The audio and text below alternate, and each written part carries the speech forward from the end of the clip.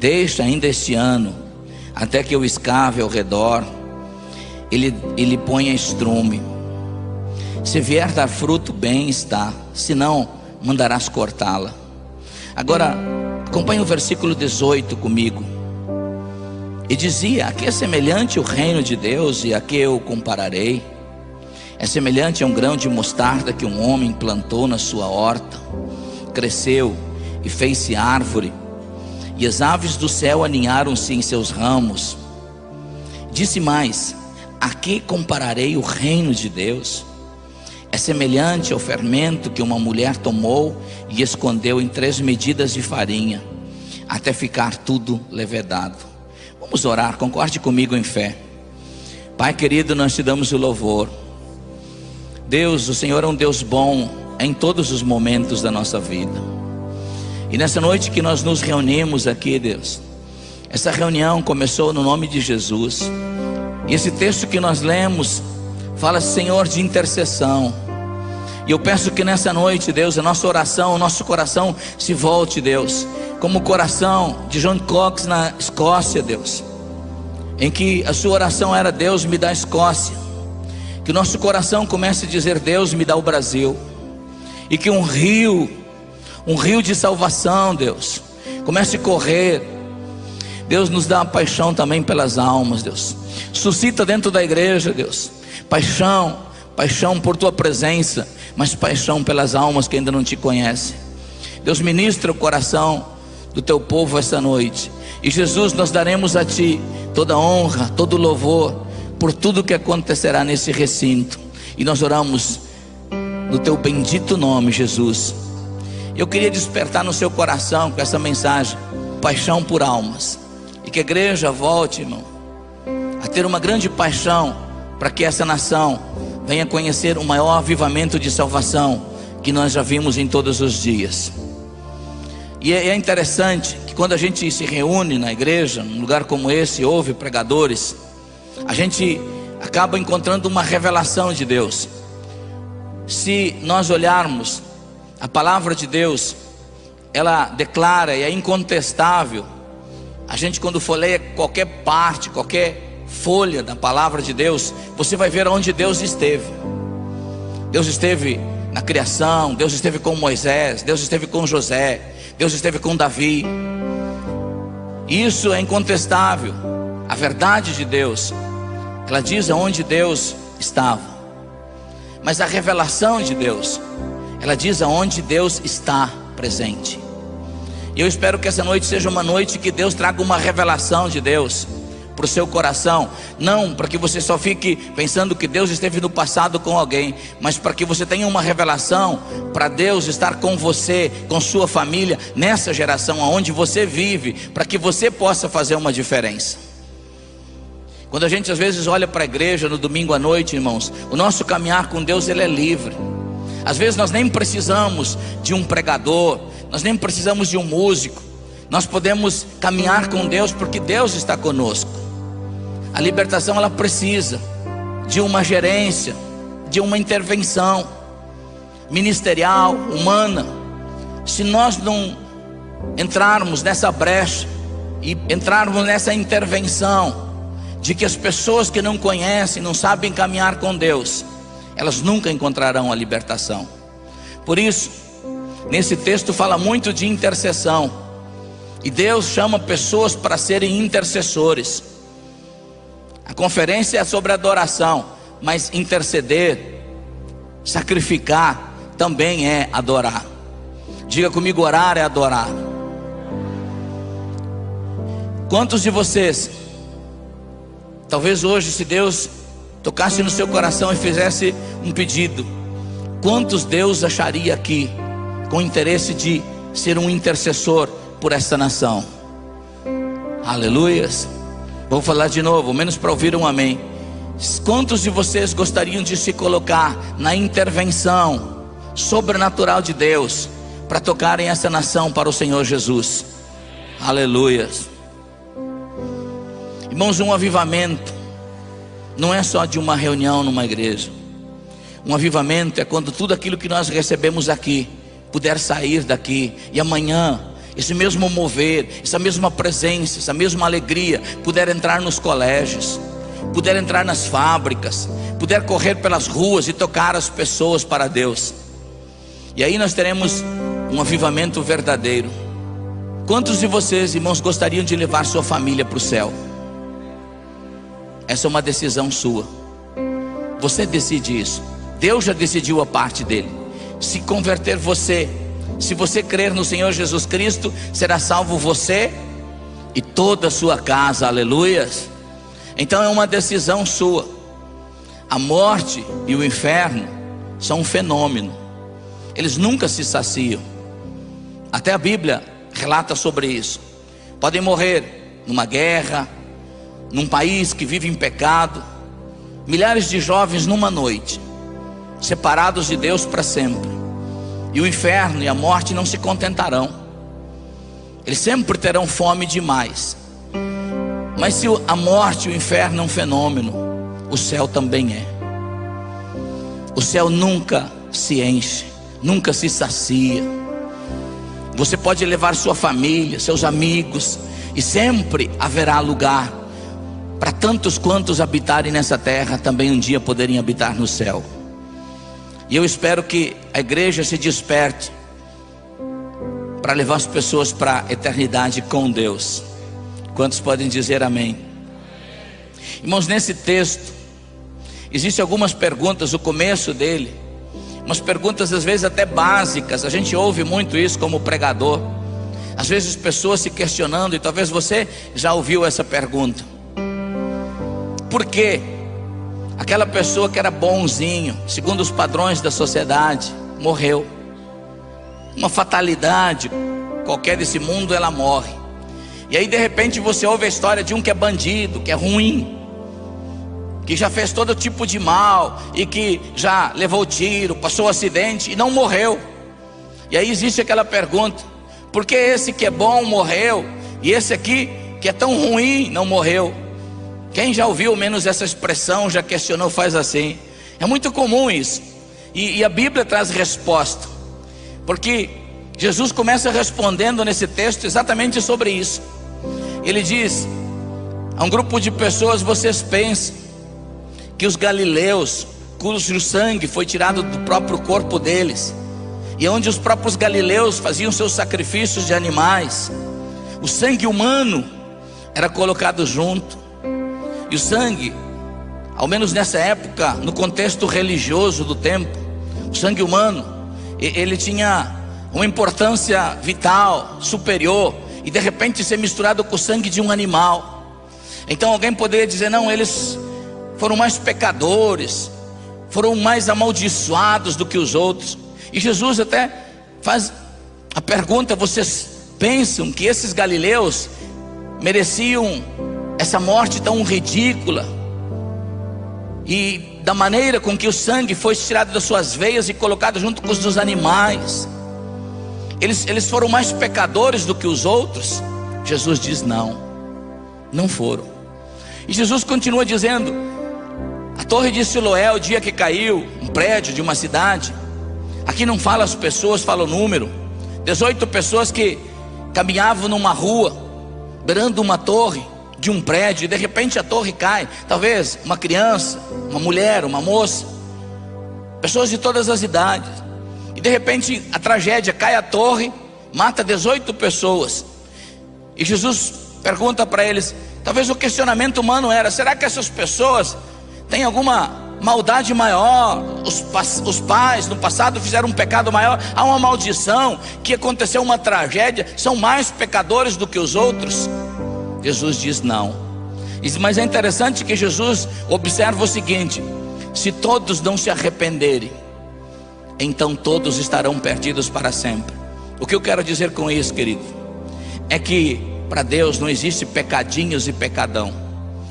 A diferença do que nós pecamos em termos de responsabilidade e consequência é mais uma coisa pessoal, mas em termos de separação com Deus é uma só. Por exemplo, não é o pecado de alguém que talvez a gente considera: esse é bonzinho, mas se ele não se arrepender, ele também, quando partir dessa terra, ele estará tão separado de Deus, quanto alguém que fez tragédias e horrores nessa terra. Por isso que Jesus diz a todos, sem exceção. Os que viveram segundo os padrões morais e sociais da cidade, viveram aqui, mas não tiveram uma experiência com Deus, não tiveram uma experiência com o arrependimento. Eles estariam separados de Deus tanto quanto aqueles que viveram à margem da sociedade, impedidos inclusive, talvez em reclusão, em presídio, porque quebraram as leis sociais e morais, foram os bandidos, os maus da sociedade. E então Jesus diz assim: todos devem de se arrepender. Sabe por quê, irmãos? Porque para entrar no céu não é segundo o padrão social e nem moral da sociedade. Para entrar na eternidade com Deus, precisa passar pelo sangue de Jesus Cristo e pelo arrependimento todos. E Jesus, então, ele está dando essa introdução naquilo que ele vai chamar de intercessão, naquilo que ele vai chamar a busca de pessoas que realmente querem se comprometer no reino de Deus e levar todos ao arrependimento. Porque, irmãos, o céu, o padrão é a santidade por meio do sangue de Jesus Cristo. E a gente então tem que aprender a evangelizar, a levar, de que todos os que cercam a gente tem que passar pelo padrão de arrependimento, porque senão eles vão estar perdidos para sempre. Nós não podemos comparar a vida de uma pessoa boa por uma má, não é essa. E às vezes a gente assusta as pessoas falando mais do inferno. Olha, quando se partiu, você vai para o inferno. Irmãos, o inferno não é a pior coisa. A pior coisa é uma pessoa morrer separada de Deus. A separação de Deus é a pior tragédia do ser humano. Não há nada mais trágico nesse mundo do que alguém partir dessa terra separado de Deus, porque ele nunca mais poderá voltar para Deus. E quando Jesus diz que você pode ser um intercessor, ele também, é interessante que quando Jesus chama a gente, ele diz como fazer. Eu nunca vi Deus mandar a gente fazer alguma coisa aqui nessa palavra e não ensinar como. Quantos de vocês gostariam de ser um intercessor para levar sua família ao conhecimento de Jesus Cristo, seu bairro? Quantos gostariam? Faz assim. Então Jesus, ele vai ensinar como você fazer isso, como você ser um intercessor. E ele então cita a parábola da figueira estéril, uma figueira que não produzia fruto. E ele, por anos, o viticultor foi buscar um fruto e nunca achou. Isso é representatividade, uma parábola é uma lei espiritual. Na verdade é quase que uma metáfora. Deus fala uma verdade que inclui pessoas, mas através por objetos, aqui no caso planta. Isso é a parábola. E então há uma figueira, e essa figueira é o sujeito, a pessoa que nunca produz fruto. Sabe quem é que não produz fruto? É quem não nasceu de novo. Toda obra de um ser humano que não nasceu de novo na terra, ela não produz fruto, porque as obras para nós só valem a partir do que quando nascemos de novo. É o momento em que somos ligados à videira verdadeira, e então que produzimos o fruto, porque estamos ligados a Deus. Não somos salvos pelas obras, fizemos as obras porque somos salvos, aleluias. Então não adianta a gente sair fazendo obras se não estamos ligados na salvação. No caso aqui,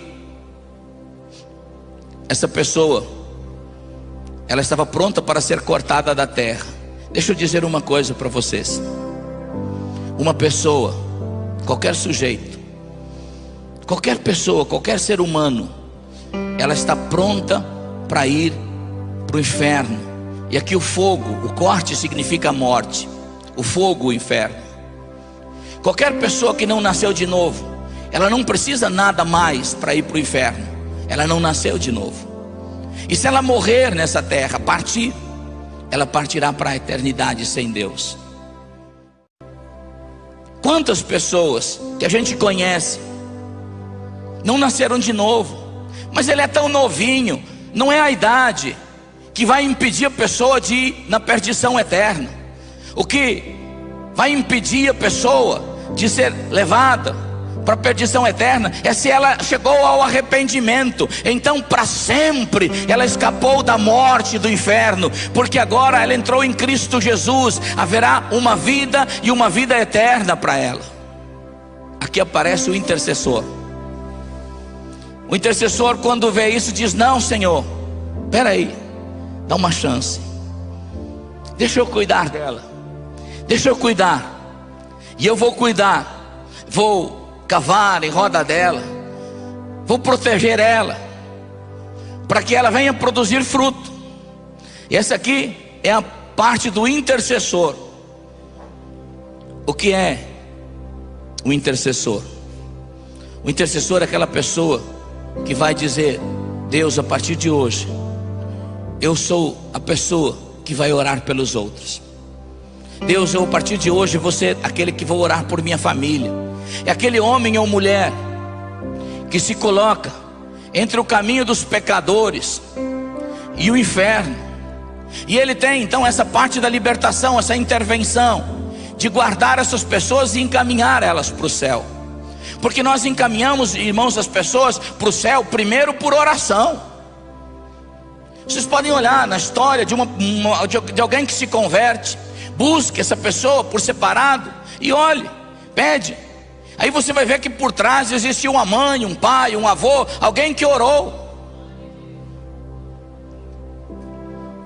alguém que passou um tempo buscando a Deus, dizendo: Deus, eu guardo essa pessoa em Cristo Jesus, não corta ela da terra, não deixe que as drogas matem meus filhos.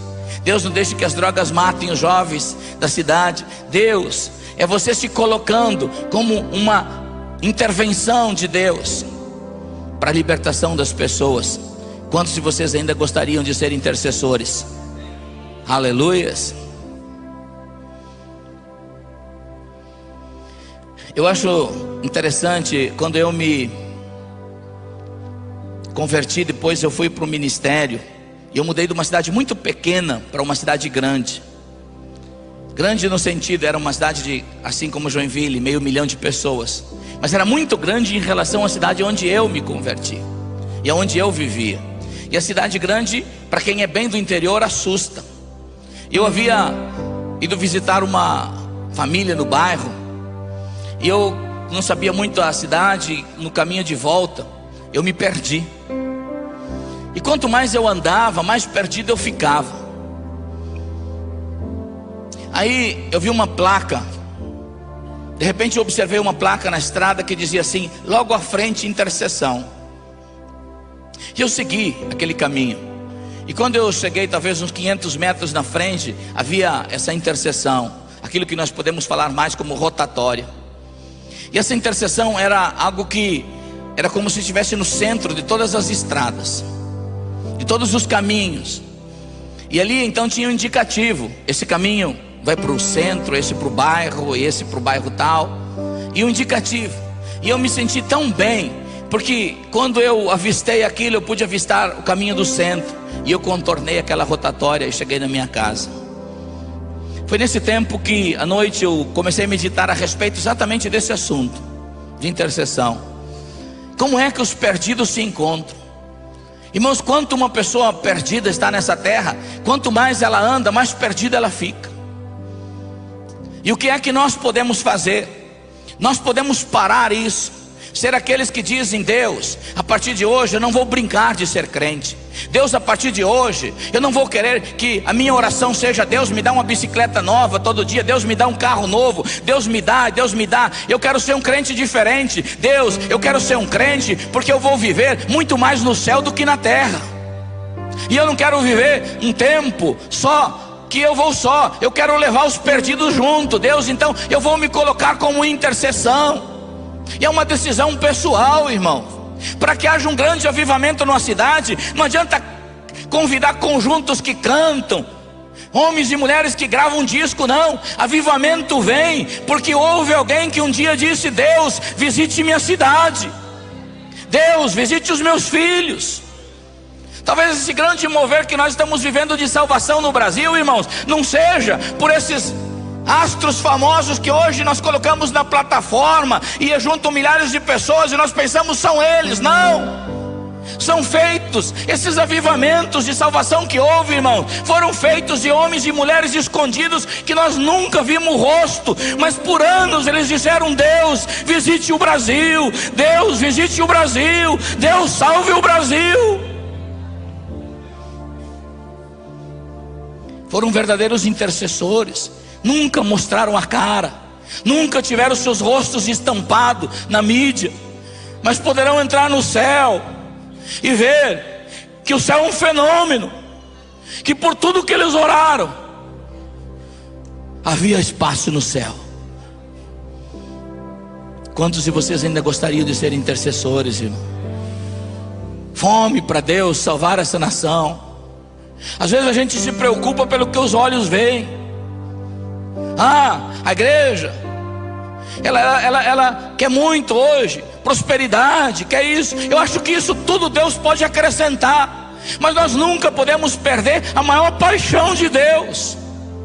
A maior paixão de Deus, irmão, não é pelo valor imobiliário, mas é pelo valor das almas. A contabilidade de Deus se faz em almas.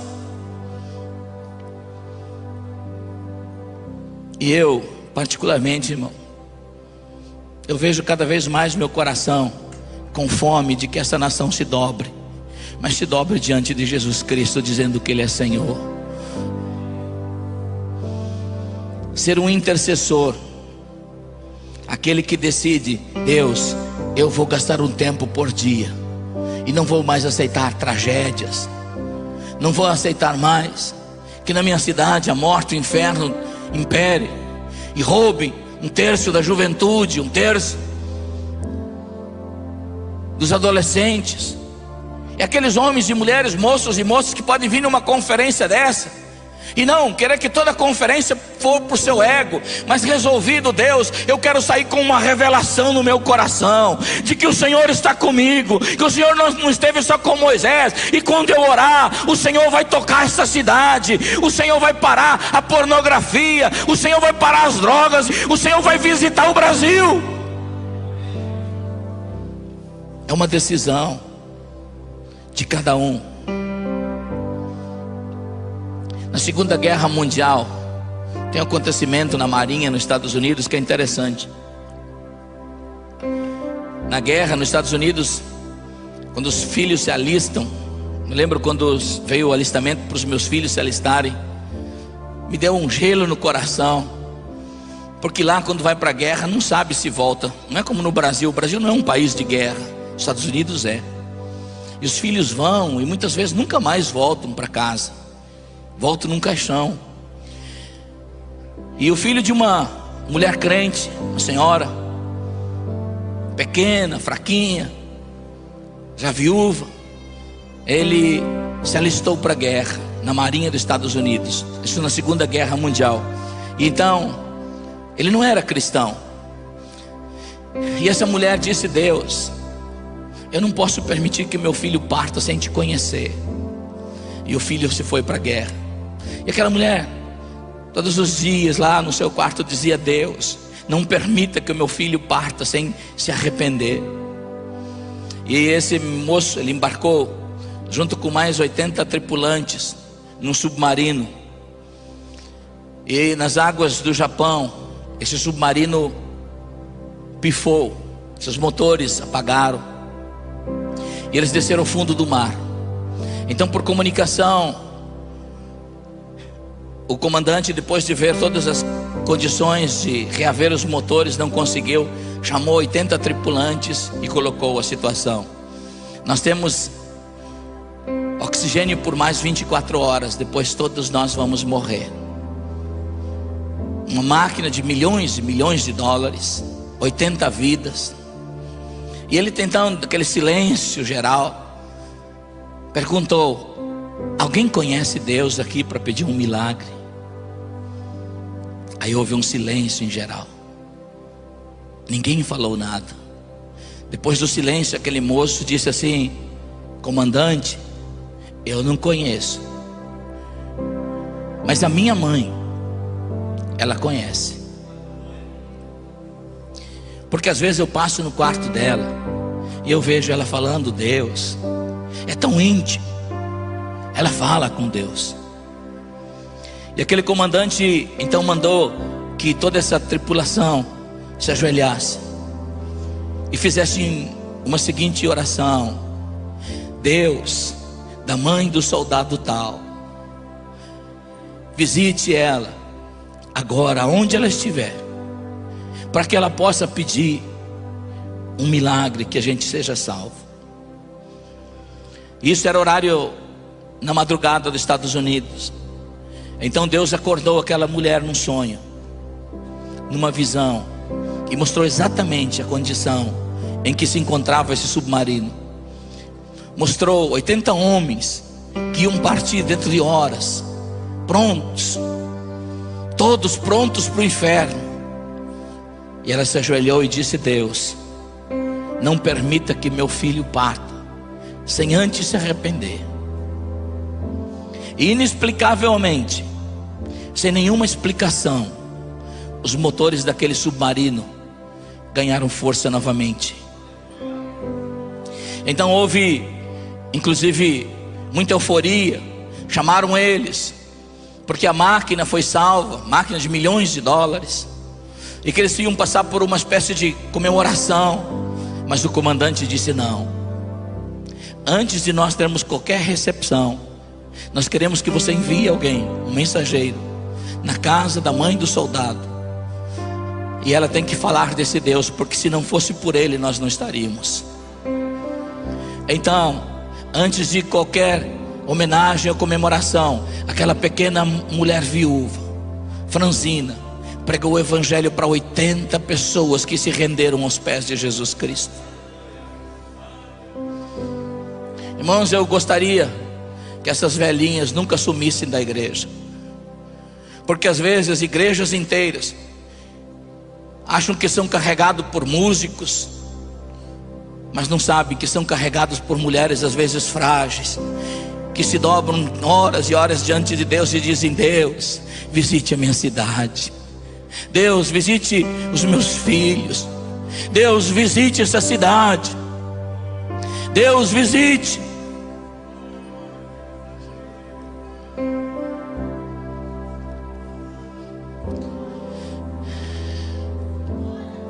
Eu tenho um amigo meu que é pastor nos Estados Unidos, e os filhos dele também, quando completaram uma idade maior de 18 anos, um deles disse assim: pai, eu não quero ser crente, eu vou para o mundo, quero experimentar o mundo.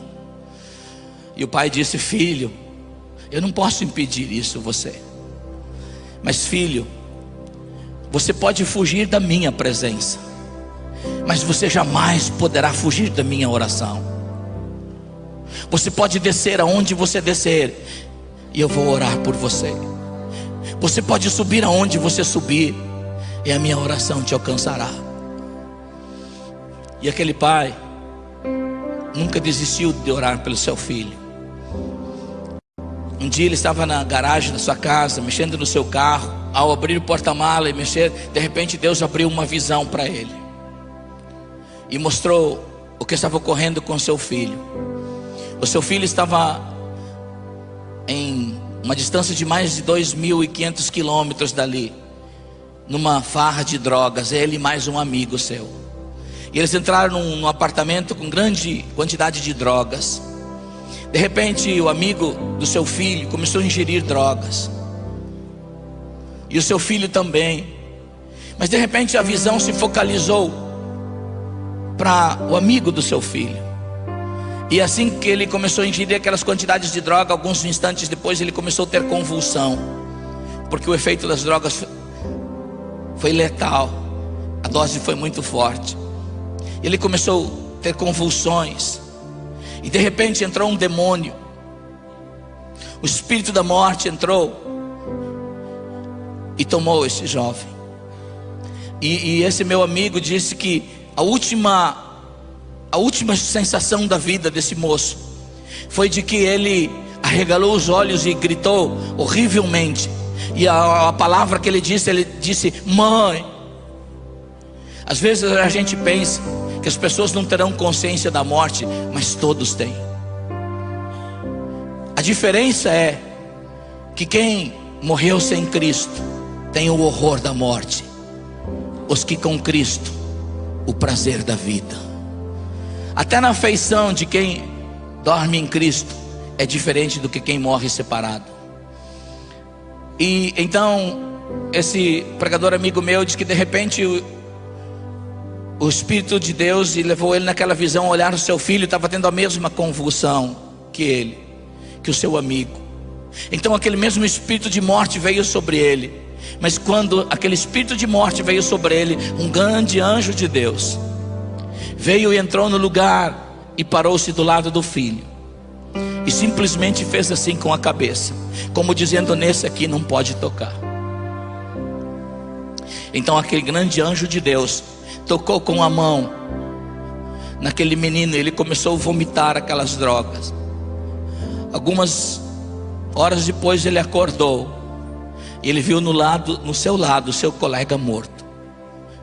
E então ele ligou para a casa do seu pai e disse: pai, aconteceu uma tragédia.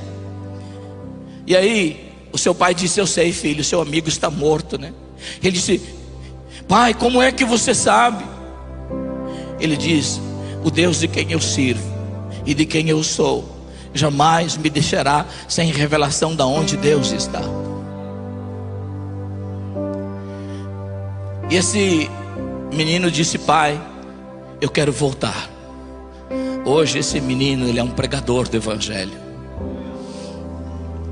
Mas é interessante o que meu amigo me falou. Ele disse que ele perguntou para Deus: Deus, qual a diferença?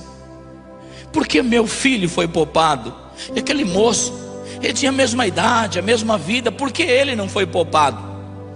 Aí Deus disse para ele: a resposta é que pelo teu filho tinha alguém que intercedia nesse mundo, o outro não tinha ninguém. Quantos de vocês ainda gostariam de ser intercessores? Sabe como se evita tragédias? Se eu fosse falar o exemplo da minha mãe, eu não poderia dizer que ela foi uma cantora na igreja, uma pessoa de destaque, até uma mulher pequena, ser uma expressão maior. Mas um dia, há muitos anos, quando minha mãe logo que casou, teve seus 2 primeiros filhos, ela teve uma doença mortal. E os médicos então falaram para ela: olha, para o meu pai, né? Leve sua esposa para casa, chame seus parentes para visitá-los. E ela está pronta para partir dessa terra. E levaram ela para casa. E minha mãe tinha muito medo de morrer. Ela sabia que ia morrer. Ela disse: Deus, não me deixa morrer, eu não sei para onde eu vou.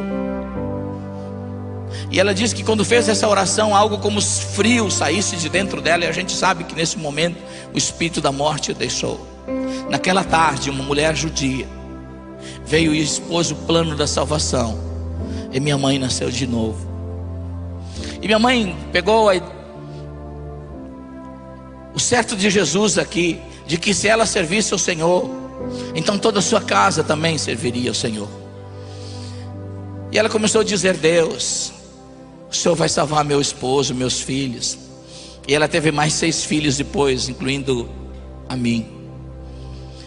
Eu poderia dizer para vocês: o meu pai não seguiu os primeiros anos da vida um caminho com Cristo, e os seus filhos seguiram, principalmente os homens, atrás do pai. Por isso eu acho que nós seguimos espiritualmente os exemplos. Às vezes pela madrugada eu sabia onde meu pai estava, eu estava lá também. E eu voltava pela madrugada. Eu não podia compreender uma coisa: como é que alguém como minha mãe, eu via meus irmãos, estavam na noite, meu pai, 4 horas da manhã, às vezes eu passava do lado do corredor, na porta, a luz estava acesa. Às vezes eu parava e escutava minha mãe dizendo: Deus bom, Deus maravilhoso. Eu ficava pensando: como é que alguém que não tem um marido no quarto, alguém que não tem os filhos na mesma crença, pode dizer que Deus é bom? Eu nunca vi minha mãe dizer que Deus não podia fazer alguma coisa. Deus é bom. O meu irmão mais novo do que eu, ele foi muito ruim, muito mal. A gente nem sabia quando saía à noite se voltaria vivo para casa. E numa dessas madrugadas, ele voltando bêbado, ele disse que isso foi o que desnorteou ele. Ele entrou dentro de casa e veio derrubando cadeira. E a minha mãe então era madrugada, estava saindo do banheiro. E ele preparou para que a minha mãe fosse dizer para ele: seu malandro, bebendo de novo, coisa desse tipo. Mas minha mãe olhou bem nos olhos dele: filho, eu estava falando com Deus exatamente a seu respeito. Filho, eu vou dizer uma coisa para você. Você não é isso que o diabo está mostrando para mim. Eu estava falando com Deus e acabou o seu tempo. O meu irmão disse que passou a bebedeira dele. Ele voltou para a fazenda e durante aquela semana toda ele não conseguiu mais raciocinar, pensar direito. Tudo dele, tudo nele começou a convergir de que ele precisava se arrepender. Até que ele não aguentou mais. E ele foi na igreja domingo à noite, sem ninguém convidar, sem pastor fazer apelo, sem pregação. Enquanto a igreja estava cantando, ele correu na frente, deitou no altar e disse: Deus, entra na minha vida, eu não suporto mais, eu preciso de perdão. Meu pai hoje não vive mais, mas ele nasceu de novo. Um dia eu vou ver ele no céu, não mais como meu pai, como meu irmão. Aleluia. Assim foi toda a minha família. O último a se converter fui eu. E é tão engraçado que eu fui uma espécie de ovelha negra na família, uma ovelha negra. E eu vivi uma vida que eu particularmente não conto, não gosto de contar em termos de passado, porque eu acredito que passado Deus perdoa. E toda a maldade que eu fiz no passado, Deus perdoou e esqueceu ela. Então se Deus esqueceu, eu não preciso lembrar. Eu estou projetado para o futuro abençoado. Aleluias. E segundo o que diz o pregador Eclesiastes, o fim será melhor que o começo para mim. Aleluias. Mas eu vivi uma vida tão ruim que quando eu escapava às vezes de morte, de coisa, as pessoas perguntavam: como é que ele escapou? Eu pensava: puxa, eu sou bom. Mas eu não sabia que tinha uma senhora fraquinha, lá ajoelhada, dizendo: Deus, eu não permito que ele parta sem arrependimento.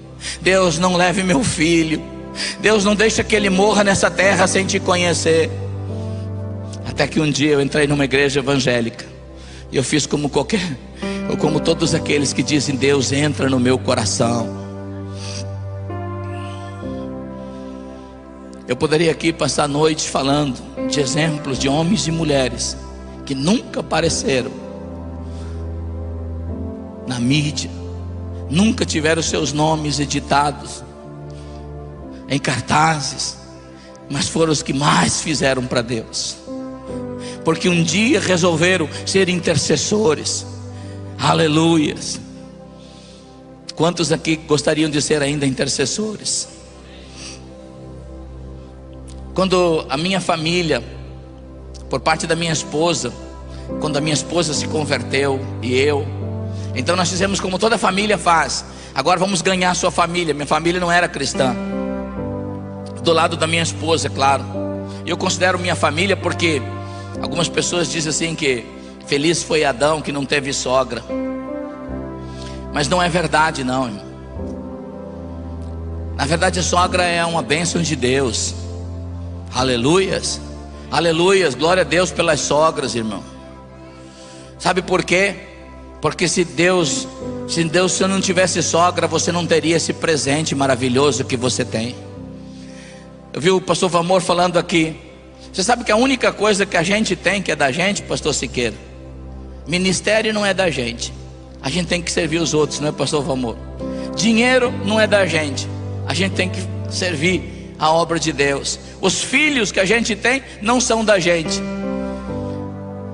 Os meus, quando nasce um mocinho, meu filho, mas já vai ter gente algum tempo depois dizendo: Deus, arruma um varão para mim.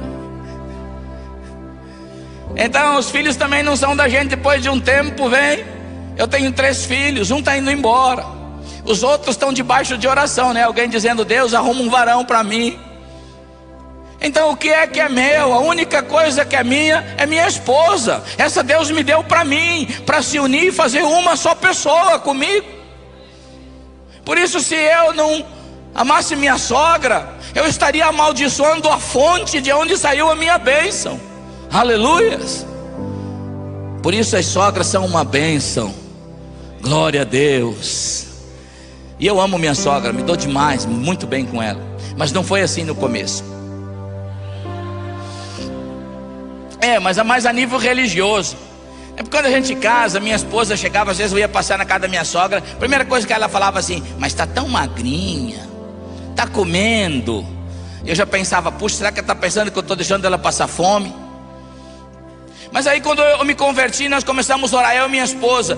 Vamos fazer a condição de intercessores. Nós falávamos: Deus, comece a salvar meu sogro, minha sogra, minhas cunhadas, meus sobrinhos. Deus, entre na minha família. E a gente pensava, como morávamos longe, na Páscoa ou no Natal, então a gente íamos na casa do meu sogro, e a gente pensava: vamos chegar lá e vamos falar de Jesus. E minhas cunhadas não eram cristãos, e minha sogra tinha um desses negócios que adorava um por dia. E aí eu pensava: vou chegar lá e vou chegar e falar de Jesus, e todo mundo vai cair de joelho. Mas ao chegar, já encontrava um bêbado, e a primeira coisa que ele falava: oh, aleluia, chegou. Oh, aleluia, glória a Deus, está tudo bem aí? Toma um aí. E já subia aquela ira santa, né? Falava: essa gente não tem jeito. Aí eu olhava no tanque da minha sogra, tinha um lá deitado dentro porque estava seco. Então tinha um santo lá para que transformasse aquela seca em chuva. E assim, o dia que tinha um de barriga para baixo, porque tinha alguém na família, e tinha um para cada coisa. E aquilo tudo me irritava. E eu começava a dizer: Deus, esse povo não tem jeito. Um dia Deus disse assim: eu quero salvar a tua família. Eu falei: aleluia, glória a Deus. Só que tem um problema. E eu disse: eu sei, eles são o problema. Deus disse: não, o problema é você. Você não ama a sua família. E aí Deus começou a dizer-me a respeito de amar. Às vezes a gente ora porque a gente quer que as pessoas façam o que a gente faz, mas Deus quer que você ore para a sua família, para estar primeiro no céu antes de qualquer lugar. E eu disse: Deus, eu vou amar minha família. E eu comecei a orar diferente. Eu não me importo com o que está pendurado na parede. E às vezes eu entrava dentro da casa da minha sogra, olhava tudo aqueles negócios, falava: nem ligo para vocês.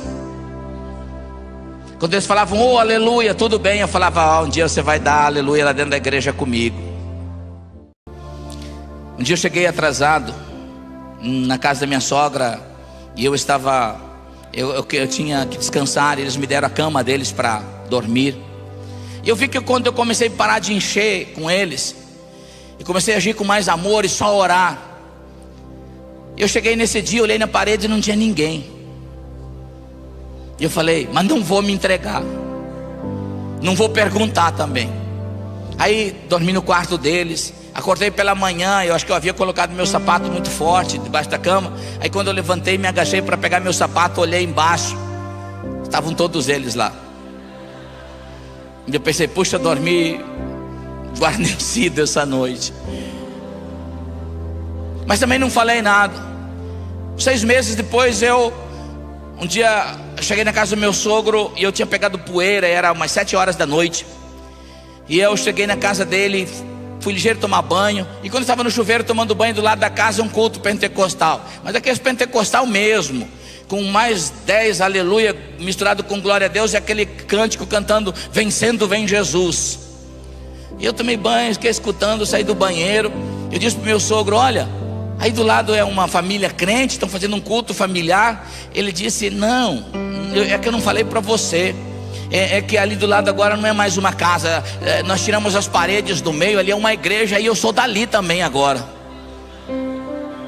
O que eu quero dizer é que se você se torna um intercessor, Salvar não é você que salva, salvar é Deus quem vai salvar, mas Deus vai promover todos os meios para alcançar de alguma forma aqueles ao qual você está orando.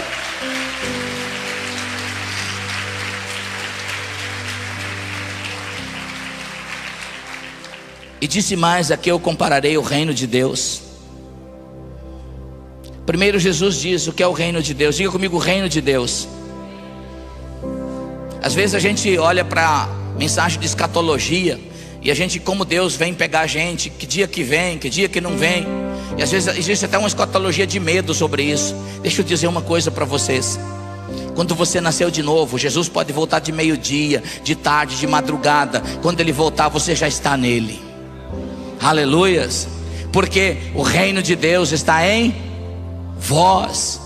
Se o reino de Deus está em mim, então Jesus diz: eu comparo você a quem? A quem eu comparo? Vem cá, um dos meninos aqui, vem cá, Jonathan. Se o reino de Deus está no Jonathan, Jesus disse assim: olha, não fique com medo que Jesus está lá, não, porque o reino de Deus está em vós. Então, nós não esperamos mais Jesus como um ladrão, eu espero Jesus como Senhor. Aleluias. Então o reino de Deus está em vós. E aí Deus diz: a quem eu compararei vós? A um grão de mostarda que alguém pegou e semeou numa horta. E essa pequena semente de hortaliça cresceu e tornou-se uma grande árvore. E as aves dos céus vieram e acharam lugar nela. E Jesus continua dizendo assim: a que eu compararei o reino de Deus? Quando Jesus diz duas vezes, porque psicologicamente quando a gente tenta reafirmar muito uma coisa, é porque a gente não está acreditando nela. Mais ou menos é isso, né? Mas quando Jesus diz, não é isso. Quando Jesus diz, é porque é muito importante. É mais do que a importância normal. A que eu compararei o reino de Deus? A um pequeno pedaço de fermento que uma mulher pegou e colocou numa grande porção de farinha, até tudo ficar levedado. Deixa eu dizer algo: o poder não está no mundo. Quando o reino de Deus veio para dentro de uma pessoa, pode ser magrinho, feio como ele, mas o que acontece? O poder de Deus, agora o maior, não está mais no mundo. Se ele tem familiares que não são salvos, podem ser centenas, mas agora o poder não é aquele poder diabólico que leva aquelas pessoas para fora da salvação. O maior está com ele, porque maior é aquele que habita nele do que o que está no mundo. Agora o reino de Deus, a força de Deus veio para dentro de um ser humano, para que ele faça a intervenção de Deus. Quando eu era empresário, dentro do ramo que eu fazia, eu tinha padarias dentro dos supermercados, e a gente tinha feitio de pães, fazer, né? Às vezes na madrugada eu observava muito o que eu aprendi depois com isso. Os meus padeiros, eles pegavam sacos, a gente importava uma farinha que vinha num saco maior de, parece que 80 quilos, uma coisa assim. Precisava 2 homens para colocar dentro de um recipiente. Cabia 3 ou 4 sacos daquele. Pôs água e outras coisas. Isso dava umas centenas de quilos. Por fim, o padeiro vinha com um fermento que cabia na mão e jogava dentro daquele recipiente. E botava uma grande mão de ferro mexer, uma alavanca, e ele mexia aquela massa, farinha, água, fermento e outras coisas mais, até tudo ficar numa massa homogênea. Depois de uma meia hora batendo daquele jeito, a gente começava a observar que aqueles centenas de quilos de farinha e de água começavam a crescer. Sabe por quê? Porque a maior força não era a farinha, a maior força não era aquela água, a maior força estava concentrada no fermento. Ele é que determinava para onde ia a massa. Deixa eu dizer uma coisa: quando você é colocado no terreno da intercessão e começa a dizer: Deus, salve minha família, Deus, salve meu bairro, a força não está concentrada no bairro, nem nas pessoas que estão no mundo. Quem vai mover todas as coisas é em você, porque aquele que é maior habita em você, e é Ele que move todas as coisas. Aleluia! Agora, como isso funciona na prática? Vem cá, fica em pé. Cadê meus pregadores? Jefa, vem cá. Vocês gostariam de ser intercessores? Aleluias. Eu vou mostrar como isso funciona na prática. Imagine que o Jonathan, ele é cristão. Então, vira aqui. E nós vamos exemplificar que o norte, aqui seja o norte. Então, aqui está o reino de Deus e tudo que o reino de Deus tem, as coisas boas. Ele é uma pessoa que ele é ministro de louvor, adora a Deus, tem uma igreja. Mas o Jefferson, que idade você tem, Jefferson? 26, meu Deus. O Jefferson, igual o Jefferson, tem milhares de jovens, não é o caso aqui, mas que nunca conheceram a Deus, nunca viram a Deus, estão nas drogas. E eles, se você pegar eles e falar assim: olha, está vendo o reino de Deus, aquele louvor, aquelas coisas boas de Deus, ele vai falar: é coisa de atrasado. Sabe por quê? Porque como ele não nasceu de novo, ele só sabe olhar para o mundo. Ele acha que as drogas, o álcool e as coisas que tem no mundo é que são as coisas boas para ele. E aí o que acontece? O Jonathan, ele resolve ser um intercessor e dizer: Deus, a partir de hoje eu não vou brincar mais de ser crente, eu vou ser um crente de verdade. Eu vou me colocar no terreno da intercessão, porque o maior habita em mim. E eu vou orar para que haja um avivamento na minha cidade, e que as drogas não mais levem os jovens, e que não levem mais as moças à prostituição. Eu vou orar para que o Senhor intervenha na minha cidade. E ele então conhece o Jefferson, nós vamos apelidar aqui de João de tal. E ele conhece o João, e ele começa a dizer a primeira vez assim: levanta os braços, dois, como crente, e dizer: Deus, salve o João. Deus, o João, ele vai nascer de novo, ele vai parar de beber, ele vai parar de usar drogas, ele vai estar no reino de Deus. E eu falo isso em nome de Jesus. Glória a Deus. E aí, todo dia ele vai levantar as mãos e dizer: Jesus, obrigado pela salvação do João. Aí domingo que vem ele vem na igreja. Aí ele pensa que vai ver o João aqui na igreja. Aí ele olha, não encontra o João. Aí ele voltando para casa, está o João caído na sarjeta. Aí ele vai passando e fala: ô João. O João fala: ih, aleluia, o que você quer aí, aleluia? Aí o diabo diz para ele: olha, esse aqui não tem jeito, não adianta orar por ele. Isso é o que o diabo diz. Você não ouve mais o diabo, você ouve que o maior está em você e não nele. E é esse que vai vencer, aleluia. Então você continua todos os dias: Deus, obrigado pela salvação do João. Sabe o que vai acontecer um dia? Pode demorar 1 mês, 2 meses. O João está aqui. O primeiro dia que ele começou a orar, o primeiro dia, no mundo natural nada aconteceu, mas no sobrenatural, uma força soberana de Deus se acoplou aqui para guardar esse aqui. A morte não vai colher ele, ele vai conhecer o Senhor, porque tem alguém intercedendo por ele.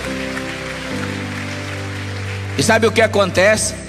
Todos os dias que o Jonathan, levante suas mãos, começa a dizer: Deus, obrigado pela salvação do João, sem que o João perceba, essa força sobrenatural vai movendo ele. De repente, um dia, os olhos dele são abertos. Ele olha e fala: Deus, então esse é o seu reino. E ele também terá consciência do pecado e vai dizer: Deus, então isso que eu achei que era a vida, a droga, isso é a morte. Mas Deus, o Senhor é a vida. E alguém vem e diz: João, você quer nascer de novo? Ele diz: sim, eu quero. E aí o que acontece? Vem o João, vem o Pedro, vem a Maria. É o maior que está nele, é que move toda a massa. Obrigado. Aleluia. Maior é aquele que está em você. Mãe, nunca desista dos seus filhos. Nunca desiste de orar por um avivamento. Ah, mas já faz 10 anos que eu oro. Não importa. O céu não é 10 anos, não é 5 anos, é séculos dos séculos dos séculos que as pessoas vão viver com Deus. Eu conheço história de gente que orou por 30, 40 anos, mas colocou a pessoa no céu, colocou. Eu queria fazer um apelo essa noite. Na igreja primitiva, nós tivemos o maior mover de salvação que já houve. Mas quando a gente olha para a lei, quando uma mulher era estéril, ela era considerada amaldiçoada, desamparada por Deus. Ali não havia mais procriação, toda a vida terminava ali. E era a maior vergonha alguém ser estéril. Deixa eu dizer algo para você. A maior vergonha de uma igreja é quando ela não ganha mais ninguém para Jesus. Quando ela se torna estéril. Ela pode ter os melhores cantores, os melhores pregadores, mas o que dá vida a uma igreja são almas novas. Eu espero, irmãos, que dentro do Brasil haja um grande mover, que haja milhares e milhares de bebês chorando nos próximos meses e anos nessa nação. Gente que vem correndo para Jesus. E eu queria também fortalecer o coração, o seu coração, moço e moça. O cristianismo não é uma farra evangélica. O cristianismo é algo sério. Deus te colocou na sua geração para você ganhar a sua geração para Ele. E antes de reuniões badaladas, a gente ganha as pessoas em oração. Eu nunca vou esquecer. Uma mulher um dia disse para mim: pastor, eu vi uma fita sua na África. O seu galardão vai ser imenso. Eu disse: por quê? Porque eu vi uma multidão de gente que se converteu no seu apelo. Eu disse: não, irmã, eu não vejo assim. Aquelas pessoas que se converteram não é trabalho meu. Se você dividir uma a uma daquelas pessoas, você vai ver que por trás delas existe um pai, uma irmã, um tio, uma igreja que por anos está orando. Foram eles que fizeram com que toda essa massa se moveu. Eu fui a menor parte. Eu fui aquele que vim de avião tomar água mineral, sendo chamado de doutor e por aí afora. Mas quem fez o trabalho mais árduo foram aqueles que estavam escondidos dentro de um quarto dizendo: Deus salve, Deus salve. E no céu, irmão, não é que os que tiveram mais cartazes estampados na terra terão os maiores galardão. Avivamentos são feitos de homens e mulheres que se trancam nos quartos e dizem: Deus, visite essa nação, Deus, visite minha família, Deus, visite a minha cidade. E hoje eu gostaria que uma revelação de Deus tomasse conta do seu coração, porque saber que Deus esteve no passado em reavivamentos não é o suficiente para nós. Eu quero ter uma revelação de Deus no meu coração, aonde Deus está agora, aonde Deus pode operar agora, no tempo em que eu vivo. Que Deus visite essa nação, corra pelas ruas, pelos valados, e esse rio de salvação atinja essa nação. Eu diga: pastor, eu também quero.